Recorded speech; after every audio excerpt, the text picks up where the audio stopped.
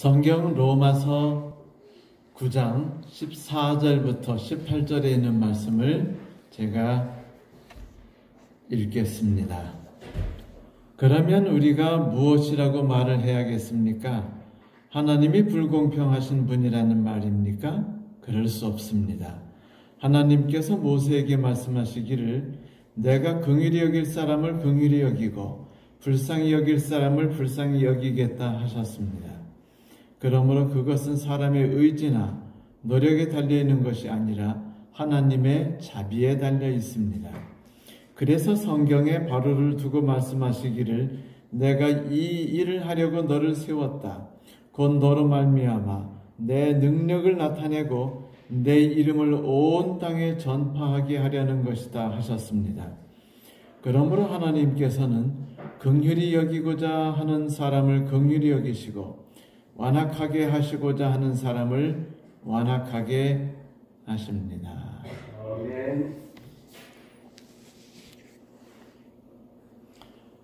로마서 9장 14절부터 18절은요. 14절의 질문 그리고 15절 16절이 거기에 대해서 그럴 수 없느니라 그리고 그러므로 17절 18절도 그럴 수 없느니라 성경이 말하기를 그러므로 이런 구조로 만들어져 있어요. 다시 말하면 15절 16절 17절 18절이 절대로 그럴 수 없다는 그 이야기 그리고 성경에서 말하는 부분 그리고 거기에 대한 설명 이런 식으로 두 번 반복의 구조를 가지고 있죠.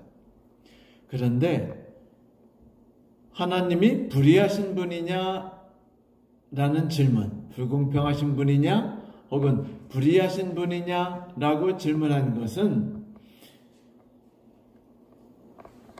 이스라엘 사람들이 볼 때 하나님께서 이스라엘을 버리신 것처럼 보였어요. 그렇지 않습니까?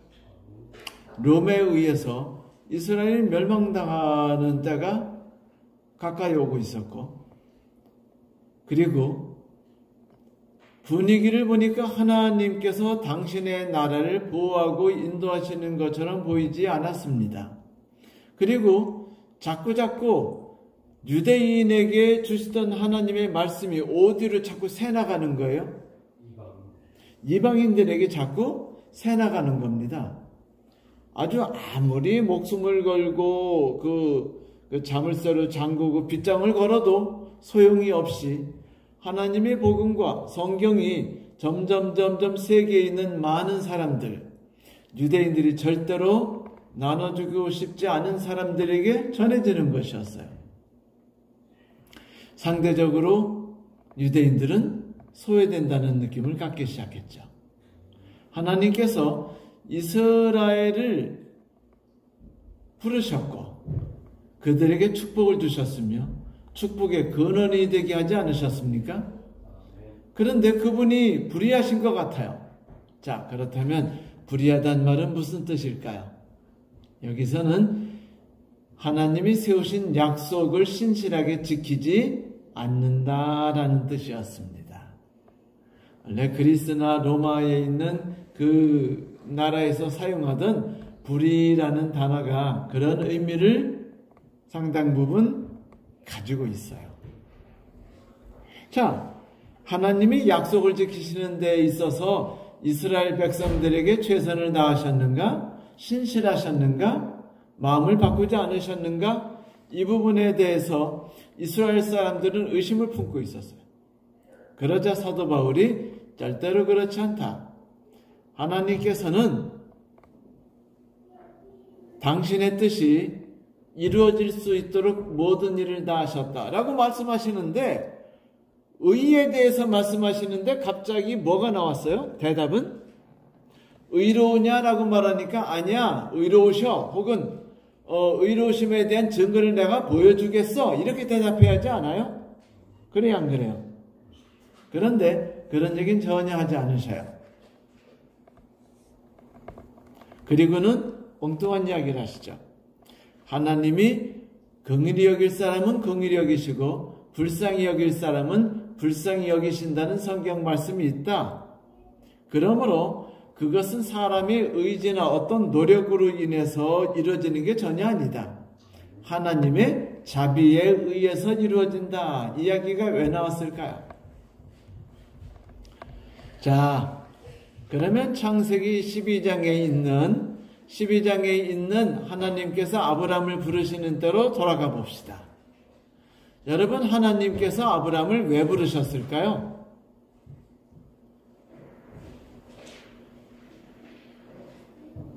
이스라엘 나라를 세우기 위해서 하나님 나라를 궁극적 목적은요, 하나님 나라를 세우는 것보다는 세상에 사는 수많은 불쌍한 사람들이 죄에서 구원을 받고 영원한 죽음에서 벗어날 수 있도록 하시기 위함이었어요.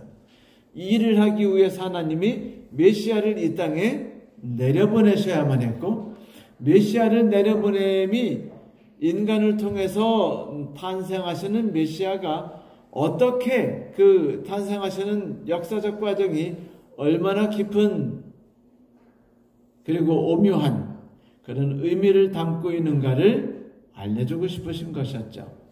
그래서 이스라엘 백성을 통해서 예수께서 탄생하기를 계획하셨고 아브라함을 통해서였어요. 그런데 하나님이 아브라함을 정하셨을 때 여러분, 아브라함이 뭐 특별하게 보이나요? 아브라함이 의지가 대단하다든지 아니면은 꽤 똑똑하다든지 능력이 많다든지 하는 그런 점이 성경에서 보였습니까? 어느 부분에서 보였죠? 군사 300 만든 거, 군사 300 안 만들면은요, 언제든지 옆 동네 사람들한테 재산 뺏기고 죽임당하기 때문에 어쩔 수 없이 해야 하는데, 그것도 사실은 이집트에 내려갔다 올라오면서 많이 얻은 세력들이기도 해요. 당사자의 크나큰 노력이라기보다는 거기서 살려면 어쩔 수 없이 해야 되는 것이죠. 수백 명의 사람들, 가솔들을 지키고 보호하려면 군대가 필요해요? 네. 그런데 사실 그 군대를 정한다는 게 하나님 뜻에 맞는지에 대해서는 모르겠어요. 그거는 옳은지 그른지는 저는 잘 모르겠어요. 옳다고 말할 수도 있고 그러다고 말할 수도 있으니까요. 중요한 건 그게 아니에요. 아브라함이 별 대단한 사람이 아니에요. 그런데 하나님이 아브라함을 선택하셨을 뿐입니다. 그런데 하나님이 아브라함을 선택하실 때 갈대아 우르 지방에서 1차 부르셨죠.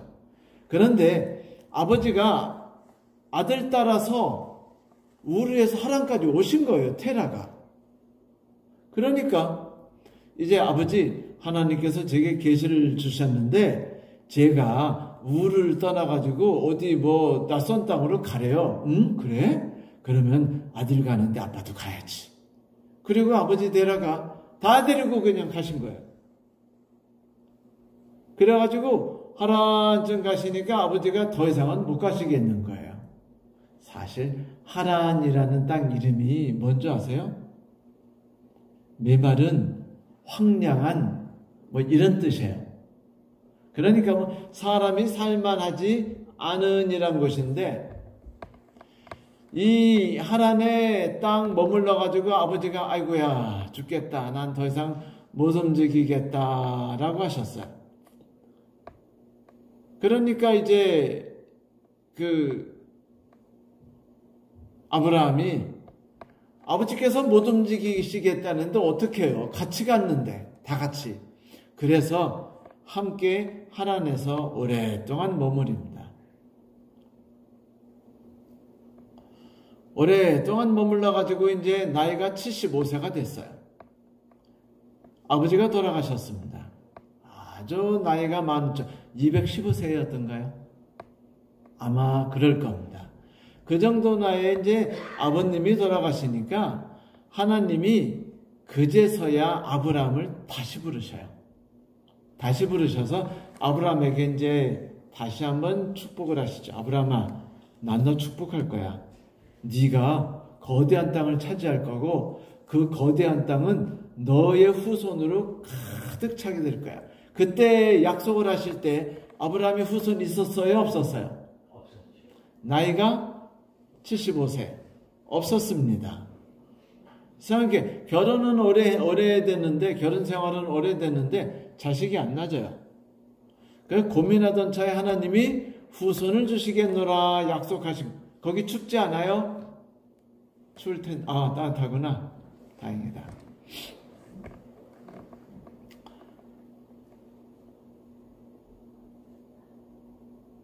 그런데 아브라함을 부르셨을 때 그 두 가지 축복만 주신 게 아니라 세 번째 축복을 주셨는데 그게 뭐냐면 복에 대한 것이었습니다. 너로 인해서 세상 모든 사람이 어떻게 되리라? 복을 받게 되리라. 결국 하나님이 아브라함을 부르신 목적은 뭐예요? 세상 모든 사람에게 복을 주시기 위함이었습니다. 그 복이라는 게 우리가 생각하고 있는 복이 아니에요. 재물의 복, 권력의 복, 지위의 복, 남편 잘 되는 복, 이런 복이 아니고, 이런 복은 성경에서 말하지 않습니다. 성경에서 말하는 건 예수 그리스도로 인해서 충만해지는 복을 뜻했어요. 세상 모든 사람들이 하나님을 만나고 하나님 안에서 구원을 맛보며 천국을 경험하게 된다는 것인데, 이것이 아브라함을 통해서라고 말했어요. 실제 아브라함을 통해 이루어졌습니까? 네. 예수 그리스도께서 탄생하셨잖아요. 그래서 수많은 사람을 위해서 십자가에 달려 돌아가셨고, 그리고 그들에게 천국의 삶에 대해서 알려주셨으며 하나님에 대해서 알려주셨어요. 하나님이 어떤 분인지, 얼마나 인간에게 동정심이 많고 마음이 따뜻하신 분인지를 말씀하셨죠. 이때 중요한 게 뭐냐면 긍휼히 여김, 동정심이었어요. 자, 정의와 공정함이냐? 네, 세상 사람들은 정의와 공정함을 주장하죠. 어떤 청년도 예수께 말하지 않았습니까? 예수님 좀 도와주세요. 우리 형이 재산을 다 뺏어갔습니다. 아, 그래? 어떻게 그런 나쁜 녀석이 있나? 내가 기다려. 내가 쫓아가가지고 자네 형을 내가 혼내고 재산에 대해서 자네에게 좀 주도록 함세. 라고 말씀하셨나요? 아니에요. 절대로 그러지 않으셨습니다. 왜냐하면 예수께는 그런 공정이라는 게 의미가 없어요. 아무리 공정한 법을 집행한다 할지라도 언제나 불공정함은 그 속에서 끝없이 생성되기 때문입니다. 그래도 요즘에는 억울함을 풀기 위해서 세상 공정하게 만들게 해달라고 해서 만들어진 게 청와대 신문고였죠. 그걸 통해서 해결된 것은 없다 할지라도 사람들이 무언가 억울함을 호소할 수 있는, 그래서 온 국민이, 대한민국 사람들이 청와대 사람하고 상관없어요. 대한민국 사람들이 그 이야기를 듣고 함께 붕괴하고 함께 분노할 수 있는 기회를 만들었거든요. 그래서 내가 얼마나 억울한지, 그리고 저 사람이 얼마나 심각한 그 재판을 받아서 완전히 받을 수 있는 최고의 벌을 받도록 해야 되는 건지에 대해서 요즘에는요, 자기의 분노 표출하고 공정한 세상을 만들게 해달라고 하려면 제일 먼저 하는 게 뭐죠? 딴 거 필요 없어요. 옷다가 쓰면 돼요. 청와대 신문고에다 써뿌리면 돼요. 그러면요, 청와대 사람들이 반응하기 전에 어디서 반응해요? 온 국민이 반응합니다. 그래가지고 저는 후레 자식들이 있다고 막 하고 욕하고 저런 사람들은 있는 처벌 없는 처벌 다 받아야 된다고 말해주니까 시원해요, 안 시원해요? 시원하죠. 아주 그냥 행복해지고.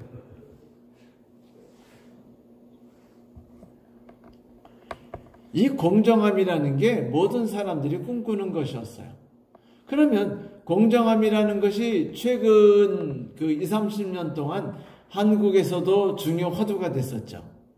자, 여러분, 제 얼마 전에 자살했던 그 박 시장이 가장 관심을 뒀던 게 뭐예요? 공정함이었죠. 누구를 위한 공정함을 더 신경 썼죠? 동성연애자, 성소수자들. 그래서 이들이 자기의 신앙과 신조대로 살아가는 건데 왜 우리가 그들의 삶을 억압하거냐 저거 할 수 있느냐, 그들에게도 마땅한 권리를 주고 그들도 자기 권리를 주장할 기회를 줘야 된다. 그래서 만들어진 게 차별금지법. 그 다음에 무슨 날을 만들었죠? 그들을 위한 특별한 날도 만들어 주었어요. 이게 다 뭡니까? 공정한 사회예요. 차별이 없는 사회. 차별당한 사람들이 뭐 받고? 다시 인정받고, 차별하는 사람들이 보복당하는 이런 사람이 원한 겁니다. 이게 뭐냐면 내가 일한 만큼 보상해달라는 거예요. 사실은 더 바라지도 않는다. 내가 일한 만큼 보상해다오. 이런 심리는 예수 그리스도께서 포도밭에서 일한 사람들 이야기하실 때 드러났었죠. 예수께서 새벽부터 사람들을 부르셨어요. 사람들이 와서 일했습니다. 하루 종일. 6시, 아침 9시에 와서 일한 사람 보니까 11시, 12시, 오후 3시, 오후 5시 사람들이 계속 와서 일합니다. 그래서 참 이 주인은 이상하다. 뭐 9시에 다 불러가지고 그냥 일 시키면 되지 왜 오후 5시도 와서 불러? 그렇게 일이 많은가? 그런 것 같지도 않은데? 하면서 일하고 이제 끝나 6시가 돼가지고 이제 하루 품삯을 받는데 5시에 와서 1시간 일한 사람이 얼마를 받아요? 한 데나리온 받습니다. 그거 내가 약속한 돈인데? 그래서 1시간 일하는 사람이 한 데나리온 받았으면 공정하게 계산하면은 난 8시간 일했으니까 난 아무리 못 받아도 반띵 해가지고 얼마를 받아야 돼요?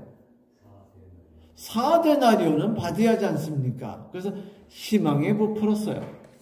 그런데 주인이 자기한테 딱 봉투 딱 이렇게 주는데 봉투 해가지고 열어보니까 얼마가 들어있는 거예요? 한 대. 이게 말이 되는 겁니까? 이게 있을 수가 없는 일이 벌어졌어요. 이거는요 공정하지 않은 세상인 겁니다. 열심히 일한 만큼 뭐가 있어야 돼요? 대가가 있어야죠. 정직하고 성실하게 열심히 일했으면 보상이 있어야 하지 않습니까? 그래 안 그래요? 보상이 없어요. 이스라엘 사람들이 말한 게 그거예요. 하나님이 의로우신가? 하나님이 공정하신가? 라는 이야기는 지금 그 질문을 던지고 있는 것이었습니다. 내가 그리스도인으로서 얼마나 열심히 일했는데 내가 하나님을 섬기는 사람으로서 뭐도 안 먹고 돼지고기도 안 먹고 안식일도 눈물을 흘리면서 지켰고 그래요 안 그래요? 시어머니도 나를 괴롭히는 시어머니도 정성스럽게 보살폈으며 뭐 이렇게 다 뭐 때문에 내가 그리스도인이라 이런 걸 다 했는데 그러면 하나님께서 여기에 대해 뚜렷한 보상 주셔야 돼요? 안 주셔야 돼요? 첫째, 뭐는 100% 주시하고 구원은 100%, 그 다음에 하늘에 가서도 높은 자리 주셔야 돼요? 안 주셔야 돼요? 그게 바로 누가 주장한 겁니까? 예수의 제자들이 주장한 거예요. 그러자 예수께서 하신 말씀이 당장 뭐였죠? 포도원 비유 이야기를 하지 않으셨습니까? 너희들이 은혜로 구원받는 거고 내가 불쌍히 여겨서 준 것이지 너희들이 무언가 했기 때문에 얻는 것이라는 생각을 하지 마라. 내가 불쌍해서 줬으면 그게 불쌍함 속에서 일어난 일이지 왜 그거를 너희 잣대로 공정함으로 계산하려고 하느냐라고 말했습니다. 아브라함은요, 끝까지 하나님께 요구해요. 하나님의 은혜로 세상이 만들어지는 걸 저는 별로 신뢰하지 않습니다. 그러니까 어떻게? 엘리에셀이 제 가문을 잇는 사람이 되게 해주세요. 그 다음은 뭐래요? 이스마엘이 제 가문을 잇는 사람이 되게 해주세요. 다 뭐예요? 내가 만든 사람 아니에요? 엘리에셀도 내가 만들었고 이스마엘도 내가 만들었어요. 그런데 하나님은 뭐래요? 네 능력에 맞게 공정한 대가, 맞는 대가대로 지불하는 사람이 내가 아니야. 나는 불쌍히 여기고 은혜를 베풀어서 너희들을 구원하고 너희들에게 생명을 베푸는 사람이지, 그러므로 없는 것을 있는 거로 만들고 죽어있는 사람에게 부활의 능력을 베풀었고 인간의 수고가 아니라 하나님의 능력으로 모든 걸 베풀었지 않느냐라는 것이 로마서의 앞에 있는 주제였었죠. 이제 그 이야기를 하는 겁니다. 그래서 꺼낸 게 바로 얘기예요. 누구 얘기라고요? 바로 얘기가 이래서 꺼낸 겁니다. 자, 여러분 이제 바로 얘기를 해볼까요? 이집트 15왕조는 그 가나안 지방에 살던 셈족이 있었어요. 근데 셈족은 그 병거가 있었어요. 철기 병거가 있었으니까 그거 몰고 어디로 쳐들어갔어요? 이집트를 쳐들어가가지고 그냥 쿠데타 비슷하게 왕조를 뺏어버린 겁니다. 이집트 다 점령할 거 필요 없어요. 어디만 점령하면 돼요? 왕궁만 점령하면 되는 거 아닙니까? 그래서 왕궁을 점령했어요. 그리고 16대 왕조가 이제 위성 왕조가 돼가지고 이제 15대 왕조하고 같이 지내요. 그때 이제 요셉이 딱하니 총리 대신이 돼가지고 아버지 부르고 형들 불러가지고 고센 지방에 크드랗게 이제 양치게 있죠. 정말로 대박이었습니다. 이건 뭐예요? 이런 걸 우리는요, 줄이라고 말하고요, 백이라고 말해요. 백. 맞아요. 힉소스족이 셈족이었기 때문에 셈족인 사람에게 좋은 땅 다 준 거예요. 그러니까 이집트 사람들이 볼 때는 공정해요, 불공정해요? 불공정했어요. 그때 17왕조, 드디어 17왕조, 요셉을 모르는 왕조 알죠? 근데 요셉을 모르는 것으로 표현된 왕조가 싸워서 이겼어요. 이겨가지고 그들이 드디어 왕조를 복구했어요. 이집트 사람들이 지배하는 왕조를 만들고 힉소스는 그냥 흐지부지 사라져버렸습니다. 그때 이제 17왕조의 이제 유명한 사람들이 그 투트모스 3세라든지 혹은 핫셉섯이라고 말하는 누구 엄마? 모세의 양어머니가 이제 그때 나오는 유명한 분들이죠.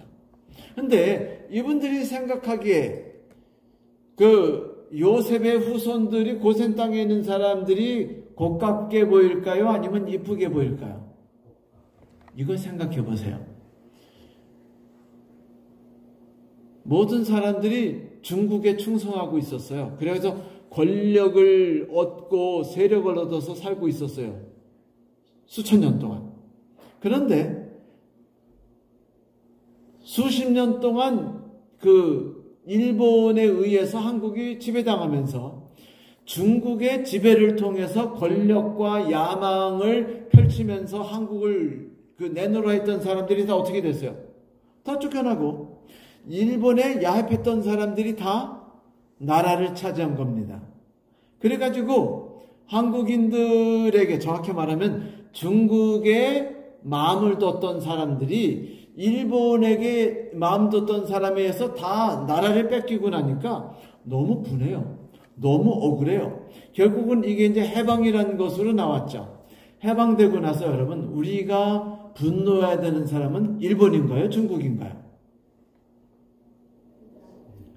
둘 다 똑같아요. 하나는요, 1000년이 넘게 우리나라를 괴롭히고 지배했고요. 또 하나는 겨우 40년입니다. 그런데 둘 다 나빠요. 문제는 뭐냐면 이 상황에서 일본 사람들이 그 뒤에도 일본의 앞잡이 끝나고 한국인이 독립한 뒤에 일본의 앞잡이들이 이제 경찰이니 뭐니 높은 지위 다 차지했죠. 이거 분노스러운 거 아니에요.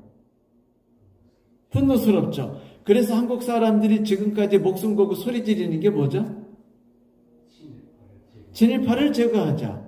그런데 친일파를 제거하라는 사람들이 대개 특색이 어디에 마음을 두고 있죠? 중국에 마음을 두고 있어요. 그게 뭐냐면 결국은 사람들은 이렇게 살아가는 거예요. 어쩔 수 없이. 자, 이게 이제 결국은 분노하는 마음이 생길 수밖에 없는 겁니다. 이집트가 분노했어요. 그러면 당장 누구는 내쫓아야 돼요?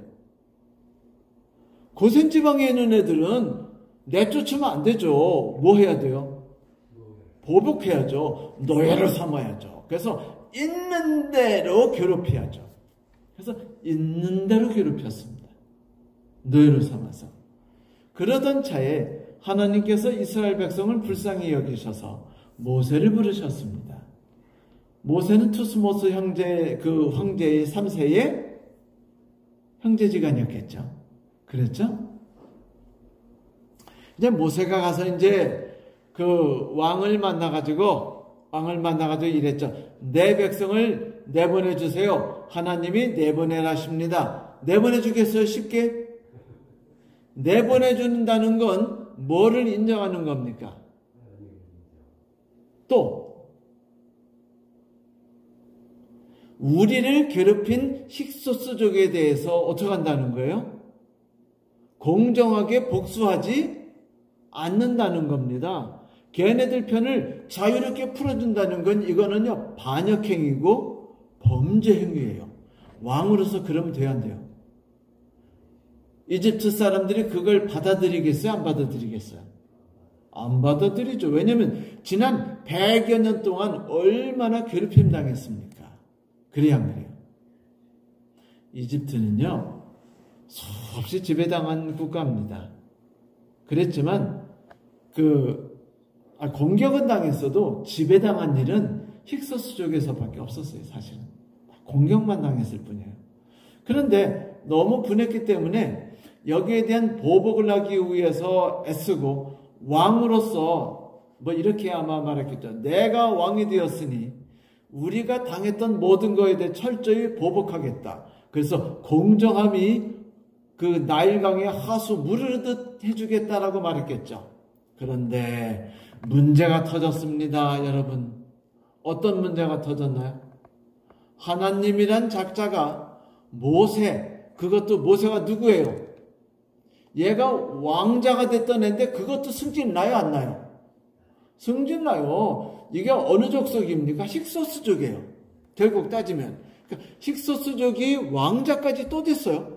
자기들이 애써 내쫓았는데 또 왕자가 된 겁니다. 이집트의 왕자. 그러니 분노했는데 어느 날 갑자기 도망갔다가 와가지고는 대뜸 말하기를 내 백성을 다 데리고 가겠다는 거예요. 이거 용서해야 돼요? 어지사님 같으면 용서하시고 내보내 주시겠어요? 절대로 안 되죠. 여러분 그거 이집트 왕이 나쁘다고 절대로 말씀하지 마세요. 이집트 왕은 자기의 나라에서 왕으로서 가장 정직하고 가장 선하게 일하는 왕입니다. 문제는 여기에요. 하나님이 재앙을 내리기 시작하셨어요. 첫 번째 재앙이 뭐죠? 나일강이 피바다가 된 겁니다. 피의 강이 흐르는 거예요. 계속해서. 사람들이 막 냄새가 나고 역하고 빨간 물이니까 마실 수 있어요? 없어요? 이거 상상하시려면 여러분 텔레비에 가끔 보면은 누구더라? 어떤 여배우가 선전하는 광고하는 게 있어요. 아프리카에 있는 어린아이들이 막 빨간 진흙탕물 그냥 바닥 긁어가지고 더러운 물을 이렇게 시커멓게 생긴 더러운 통에다 물 담아가지고 가면서 얘들이 이 물 먹고 병 걸려 죽고 하는데 그래도 병 걸려 죽는 것이 목말라 죽는 것보다 나아서 가지고 가는데 이 불쌍한 애들 돌봐달라고 하는 거 다 보셨죠? 그런 거예요. 그런데 하수구물이 그렇게 되니까 이스라엘 그 이집트 사람들이 먹을 수가 없어요. 그런데 여러분, 나일강이 어떤 강입니까? 이집트에 풍요를 갖다 준 강이에요. 이집트 사람들을 잘 살게 만들어준 강입니다. 행복하게 만들어줬어요. 여러분, 인심이 어디서 난다 그러죠? 혹간에서 난다 그래요. 그러면 나일강이 모든 사람들에게 풍요롭게 만들어주니까 사람들이 누구에게 감사할까요? 강의 신에게 감사하죠. 맞아요. 그래서 신들에게 감사했습니다. 근데 그들이 감사할 신이 몇 명이나 될까요? 토지신, 그 다음에 동물의 신, 그래야 안 그래요? 물의 신, 하늘의 신, 그 다음에 치유의 신, 파리대왕, 바알제부처럼 그런 신들, 다양한 신들이 가득하게 있어요. 풍뎅이 신부터. 그래가지고 이집트 사람들의 삶을 행복하고 같이 있으며 풍요롭게 만드는 건 다 섬겼습니다. 요즘 말로 말하면 뭐예요? 네? 로또신, 복권신, 주식신, 그리고 강남 부동산신, 뭐 이런 거예요. 이런 신들을 섬겼다는 겁니다. 다시 말하면 나의 삶을 좀 더 풍요롭게 만드는 것이 무엇이냐를 인정했다는 거죠. 하나님이 아니면 그들이 의지할 게 뭐죠? 하나님이 세상을 창조하고 축복하지 않으셨다면 세상을 가치 있게 만든 건 결국 누구예요? 우리 아닙니까? 우리가 만든 거 아닌가요?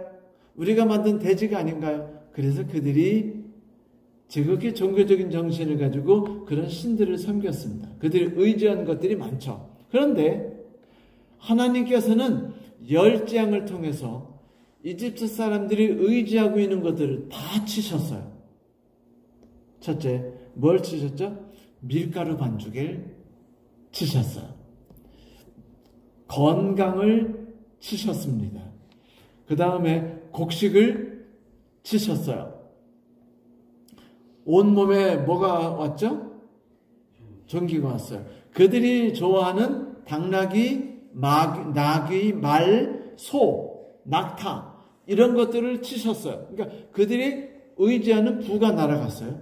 그들이 의지하는 농산물들이 다 날아갔어요.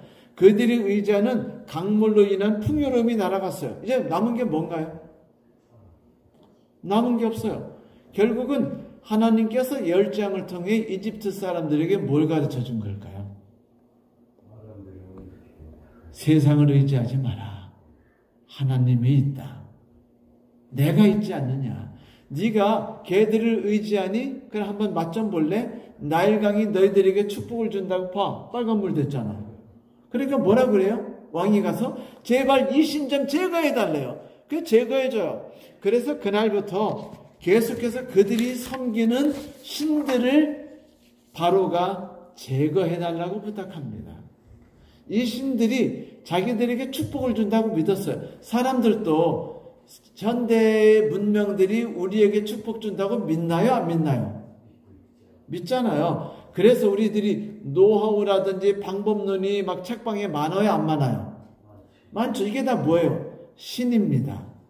뭐 대화를 통해서 사람의 환심을 사는 법, 그 다음에 어떻게 해서 누구를 가깝게 해서 부자 되는 법, 그 다음에 어디 땅 보는 법, 경매 보는 법으로부터 시작해가지고 다양한 방법론이 나오는 것들은 우리들이 의지해가지고 그 방법을 통해서 내가 열심히 일해서 그걸 통해 뭘 하겠다는 거, 나의 삶을 풍요롭게 만들겠다는 겁니다.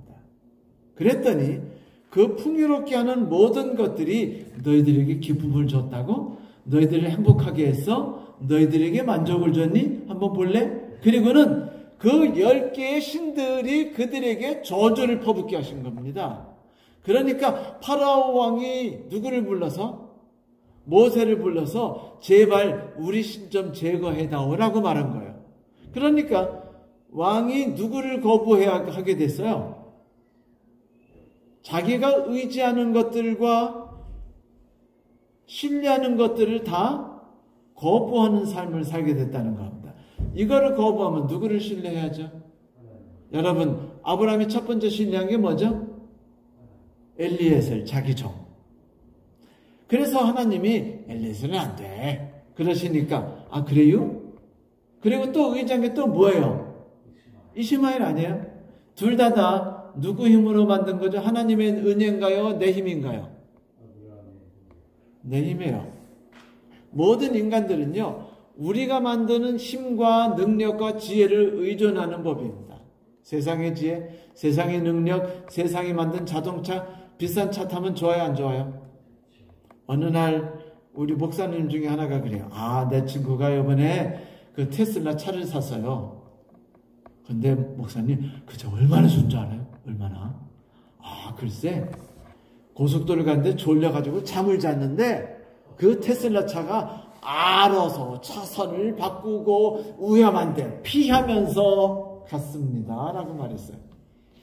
좋은 차 사면 좋아요, 나빠요? 네? 문 열 때부터 다르죠? 좌석부터 다르죠? 앉으면 들리는 음악부터 다르죠? 빨리 달리더라도 밖에서 소음 들려요, 안 들려요? 안 들리죠? 세게 부딪혀도 크게 몸이 다쳐요, 안 다쳐요? 안 다치죠?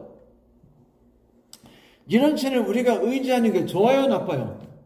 여러분, 사고 나는데 덜 사고 나려면 제네시스 타는 게 좋겠어요? 티코 타는 게 낫겠어요? 네? 티코는 샥샥.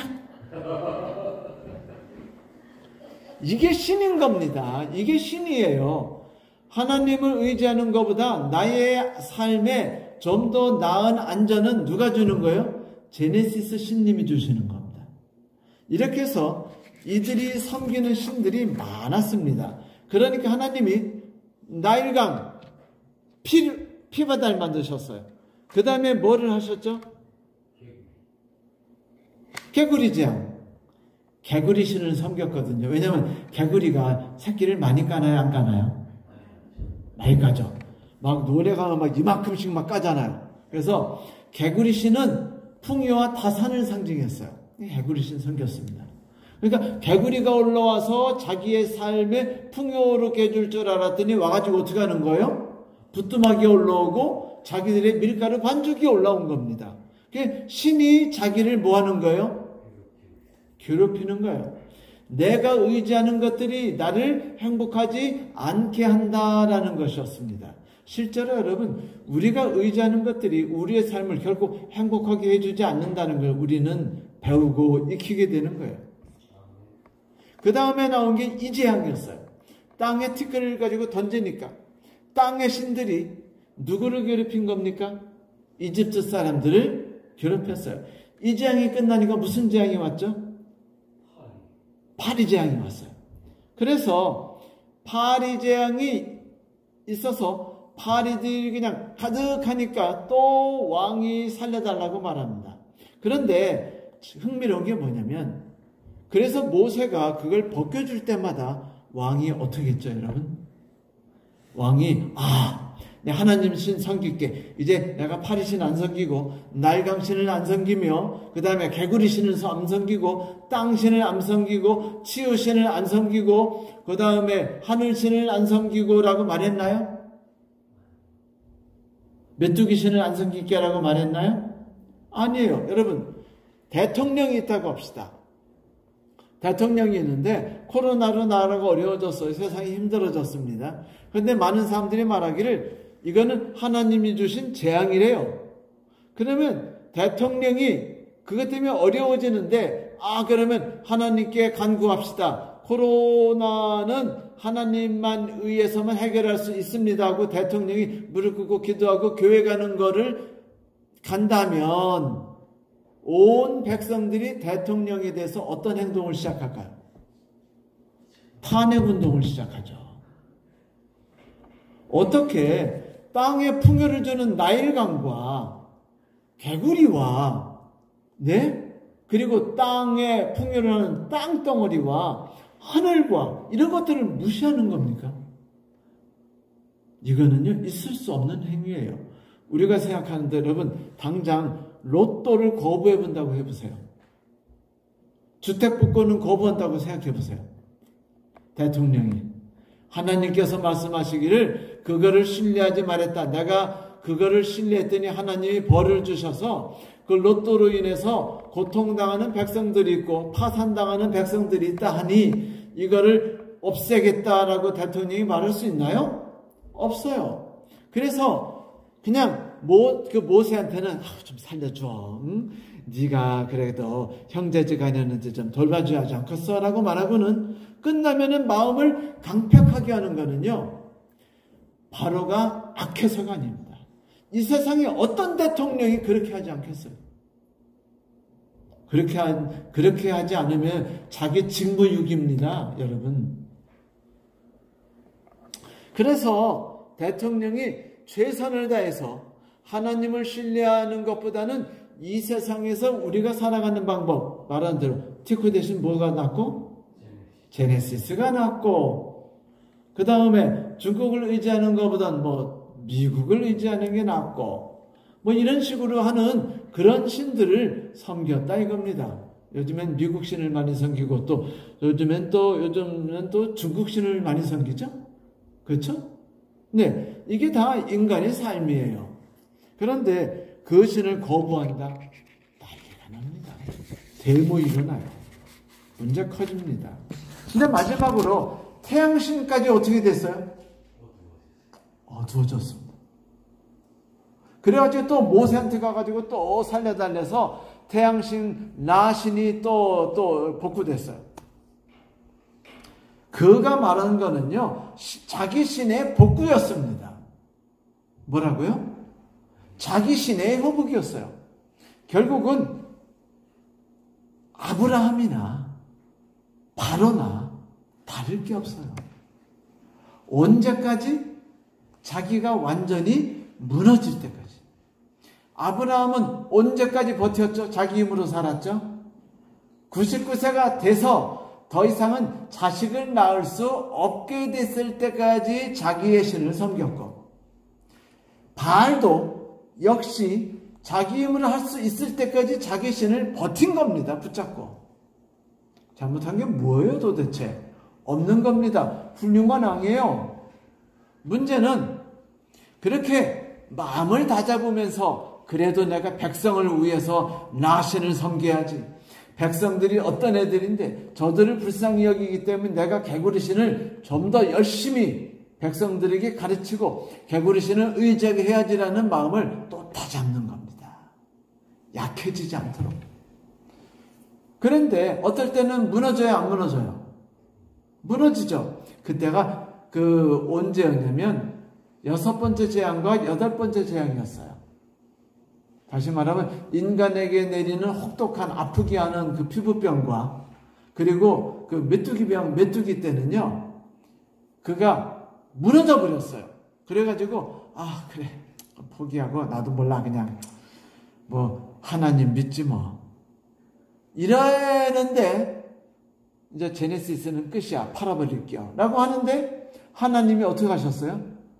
안 돼, 제네시스 섬겨야지 라고 하신 거예요. 그래서 6번째, 8번째 그냥 그래? 그럼 다시 제네시스로 가지 이렇게 또 바뀐 거예요. 그러니까 바로는요 7번이나 왕다운 일을 했고 2번은 왕다운 일을 포기하려고 하는데 하나님이 압박을 넣으셔가지고 네 강단 있게 나가야지, 왕답게 네 백성 생각해야지 라고 밀어붙여 준 거예요. 자, 여러분, 하나님께서 바로에게 하신 일과 이집트 백성에게 하신 일이 뭐예요? 내 힘으로 내 능력을 의지하는 일을 뭐하라? 이 뭔지 봐라. 그게 진정으로 너희들에게 행복을 가져다 주지 못하는 걸 보았지 않느냐. 너희들이 이제까지 믿고 의지했고 그거를 붙들고 살았지 않느냐? 어려우면 정신병은 하나님이 못 고치니까 누구한테 가서 고치고? 네? 정신병원 가서 고치고. 그러니까 이렇게 다 바뀌는 거예요. 모든 일들이. 하나님을 의지하는 것보단 세상. 보니까 요즘에요. 재미난 얘기 들었어요. 뭐냐면 어떤 분들이 불면증이 되게 심했대요.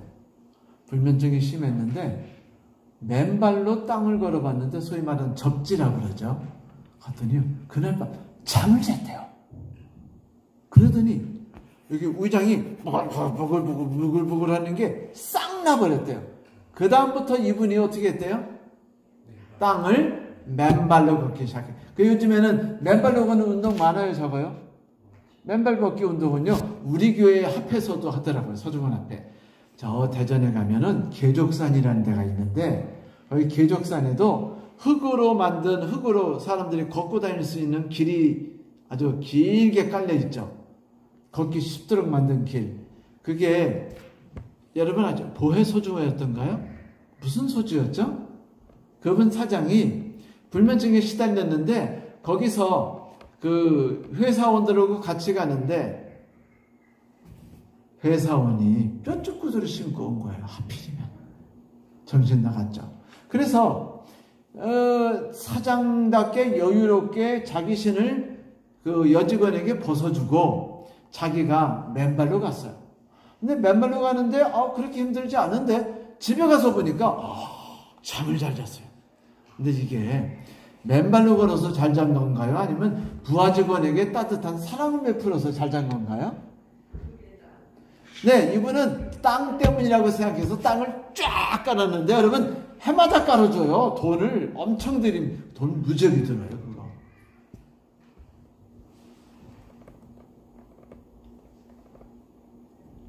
이렇게 세상을 의지하고 세상의 능력을 의지하는 게 인간의 심리인데 어떻게 하나님을 의지하는 게 쉽겠습니까? 우리의 믿음의 조상들이 언제 하나님을 쉽게 의지했던가요? 야곱은 안 그랬나요? 야곱이 언제 처음부터 하나님 뜻대로라고 말하며 살았던가요? 아니에요. 그도 자기의 힘으로 살려고 애썼던 사람입니다. 결국 그것이 얼마나 가문과 가족에게 상처를 주는지를 뼈저리게 느꼈어요. 아브라함을 보세요. 자기 힘을 의지했어요. 하나님을 의지하지 않았습니다. 그래가지고 결과가 뭐예요? 아내 팔았죠. 그랬죠. 그 다음 조카 롯이 나쁜 거 배웠죠. 네. 야곱은 어때요? 하나님을 의지하지 않고 내 힘으로 그 그리스도인 생활을 하려다가 어떻게 됐죠? 집안 파탄났죠. 파탄났죠, 완전히. 그러니까 이런 삶을 사는 거를 10번이나 경험시킨 거예요. 왜 10번을 경험시켰죠? 인간이 생각하는 열이라는 건 뭘 뜻해요? 완전함이죠. 그러니까 인간이 이 세상을 의지하고 의지하는 것들이 얼마나 하잘것없는가를 뼈저리게 느끼게 해준 겁니다. 어떨 땐 인간이 스스로의 정신으로, 어떨 때는 하나님이 부추기셔서 결국 열재앙을 통해서 바로와 이집트 백성이 뭐를 배웠을까요? 뭐를 배웠을까요? 하나님이 살아계시다는 거예요. 그리고 우리가 의지하는 이 세상의 뭐는 다 뭐다? 네, 아무 필요 없는 거다. 그거는 우리가 복을 줄 거라고 억지로 믿고 있지만 실제로 그것이 우리에게 복을 주지 못한다라는 걸 뭐로 가르쳐 주신 거냐면 실물교훈으로 가르쳐 주신 거예요. 감사하죠. 그래서 하나님이 불쌍히 여길 자를 불쌍히 여기고 완악하게 하는 자를 완악하게 하셨다는 것은 바로를 불쌍히 여기신 거예요. 그래서 바로의 마음을 완악하게 하신 겁니다. 두 번을 완악하게 완악이 아니라 완강. 완악이 아니라 완강하게. 그래서 하나님이 격려하셔서 하나님이 주시는 놀라운 기적을 7번만 경험하는 게 아니라 몇 번을 플러스 하셔가지고 3번을 플러스 하셔가지고 10번이나 경험하게 한 겁니다. 그들은 언제나 나의 삶은 희망은 어디서 나온다고 믿었죠? 아들이라고 믿었죠. 그랬더니 아들이 어떻게 됐어요? 아들이 죽었습니다. 희망을 잃었죠. 절망했어요. 이제 내가 하는 모든 행위가 결국은 희망을 잃어버리고 죽음과 방불하게 됐다는 걸 파라오가 느끼게 된 것이에요. 그러므로 지금 바울은 이 이야기를 하고 있는 겁니다. 하나님이 공정하지 않으셨다고? 아니야. 하나님은 이 세상 모든 사람을 사랑하셨어. 하나님은 이 세상 모든 사람을 구원하기를 바라셨지. 그래서 아브라함을 부르셨잖아. 아브라함을 불쌍히 여기셨고 아브라함이 어떤 행동을 했느냐에 따라 결정한 것이 아니라 하나님이 불쌍하셔서 선택하셨고 불쌍하셨기 때문에 그가 아무리 나쁜 일과 하나님을 신뢰하지 않더라도 끝없이 붙들고 인도하셨잖아. 바로에 대해서도 하나님이 그렇게 하셨어. 바로를 불쌍히 여기셨고 바로에게 완강한 마음을 주셔서 하나님의 능력을 더 뼈저리게 느끼게 했고 실물교훈으로. 그리고 세상의 신이 얼마나 뭐한지 내가 의지할 수 있는 마지막 신까지도 무너지게 하는 것을 경험하게 하셨어 라고 바울이 말한 겁니다. 마지막에 무슨 신까지 이뤘다고요? 태양신 다음에 무슨 신이요? 아들신. 아들신이 최고예요. 신 중에. 그래요 안 그래요? 아들을 위해서 모든 삶을 바치셨잖아요. 그러셨죠? 다 그랬어요. 아들이라면 나의 삶을 다 바치니까. 그래서 어머니들이 화병 나는 겁니다. 아버지 화병 났다는 소리 들으셨어요? 왜 엄마가 화병 나죠? 나의 모든 삶을 쏟아붓기 때문에 화병 나는 거예요. 쏟아붓는데 이놈의 아들놈이 어때요? 감사하던가요? 아니면 그 은혜를 알아주던가요? 아니에요. 오히려 뭐 뺏어 먹을 거 있나 오고 대들고 해준 게 뭐냐고 소리를 지르고 다 이러는 법입니다. 그래서 아들이 네가 의지하는 아들조차 아무런 의미가 없다라는 걸 느끼니까 바로는 뭐부터 느낀 거예요? 나일강부터 태양만이 아니라 뭐까지? 아들까지. 우리가 희망이라고 붙잡고 있는 모든 것이 다 의미가 없다는 걸 깨닫게 됩니다. 그제서야 바로는 하나님을 배우게 된 거죠. 여기까지는 하나님의 은혜예요. 이제부터 사람이 할 일이 뭐죠? 선택입니다. 그러니 이제 하나님을 붙잡을까? 아니면 세상을 붙잡을까? 그게 뜻이죠. 그러나 이 모든 일을 이루어주신 분은 누구셔요? 하나님이십니다. 열재앙을 하나님은 정확히 다 이루셨어요. 하나님께서 이스라엘 멸망시키셨나요? 멸망시키셨어요. 하나님이 유대 멸망시키셨나요? 멸망시키셨습니다. 70년대 약속대로 다시 복구시키셨나요? 복구시켰어요. 새로운 언약 주셨습니까? 새로운 언약 주셨어요. 메시아 그들의 피로 인해서 탄생시키셨나요? 시키셨습니다. 그걸 통해 하나님이 이스라엘 긴 역사 1500년을 통해서 뭘 가르치셨나요? 이 세상을 의지하지 마라.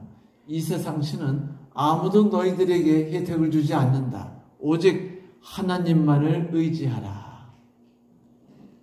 우리가 의지하는 분은 바로 그분이에요. 하나님이시죠. 여러분, 정의가 세상을 반듯하게 만들 거라고 믿지 마세요. 공정함이 세상을 가치 있고 바로 서게 할 거라고 믿지 마세요.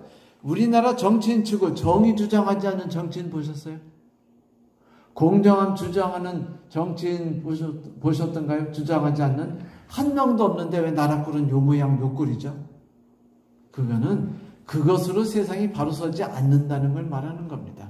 오히려 긍휼히 여김이 그 위에 서는 거예요.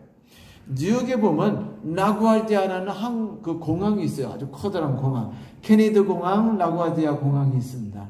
근데 여러분, 그 라구아디아 공항이 어떻게 해서 형성된 줄 아세요? 미국 뉴욕에 시장이 한 명 있었는데 이 사람이 라구아르디아라는 시장이었습니다. 이 시장이 얼마나 그 뉴욕 백성들을 위해서 아주 따뜻한 마음으로 그들을 잘 보살폈는지 모르요. 그런데 어느 날 라구아르디아이 이제 순회 그 재판장이 됐던 날입니다. 슈퍼마켓 주인이 그 아주 그냥 남루하게 생겨서 옷도 제대로 못 입은 할머니를 잡아서 끌고 왔어요. 멱살을 잡고. 그때 말하냐면 이런 여인은 처벌을 받아야 됩니다. 본때를 보여야 돼요. 감옥에 쳐놔가지고 누구 도둑질 하는 사람들은 어떤 처벌을 받는지 보여주세요라고 말합니다. 그때 라구아르디아 시장이 딱 이야기를 들었어요. 여인이 뭐라고 말했는지 아세요? 남편이 저를 버리고 바람펴 도망갔습니다.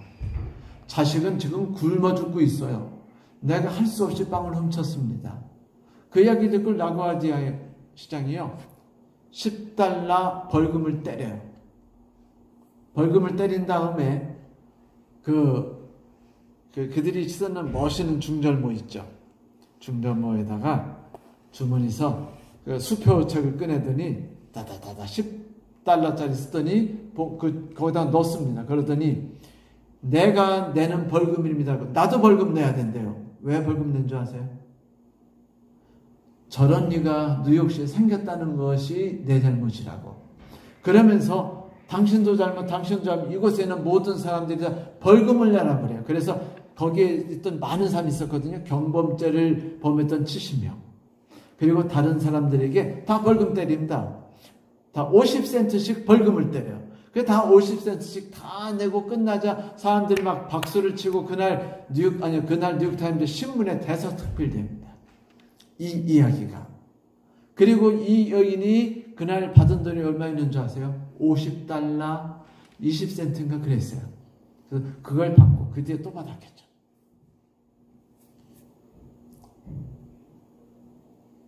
공정함이 아니라 뭐가 세상을 아름답게 만들었죠?